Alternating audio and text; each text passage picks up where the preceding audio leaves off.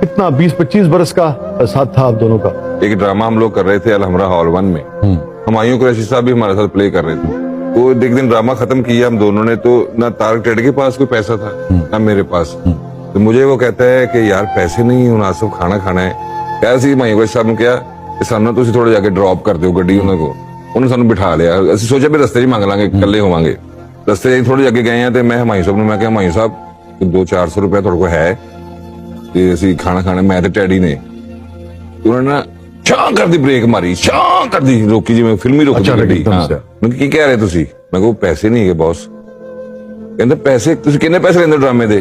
ਮੈਂ ਕਿਹਾ ਜੀ 3000 ਰੁਪਏ ਟੈਡੀ ਲੈਂਦਾ ਤੇ 2000 ਰੁਪਏ ਮੈਂ ਲੈਂਦਾ। ਕਹਿੰਦੇ ਮੈਂ ਤੇ ਸਮਝਦਾ ਤੁਸੀਂ ਲੱਖ ਰੁਪਏ ਲੈਂਦੇ ਜਿਸ ਤਰ੍ਹਾਂ ਤੁਸੀਂ ਕੰਮ ਕਰ ਰਹੇ ਹੋ। ਤੁਸੀਂ 2-2000 ਰੁਪਏ ਲੈਂਦੇ ਹੋ, ਯਾਨੀ ਕਿ ਸਾਡਾ ਉਦੋਂ ਦਾ ਸਾਥ ਹੈ। ਟੈਡੀ ਨੇ ਫਿਰ 25 ਲੱਖ ਰੁਪਏ ਵੀ ਡਰਾਮੇ ਦਾ ਲਿਆ ਬੌਸ। ਇਹ ਤੋਂ 10 ਸਾਲ ਪਹਿਲੇ ਦੀ ਗੱਲ ਸੁਣਾ ਰਹੇ। ਉਦੋਂ ਦਾ ਸਾਡਾ ਸਾਥ ਹੈ।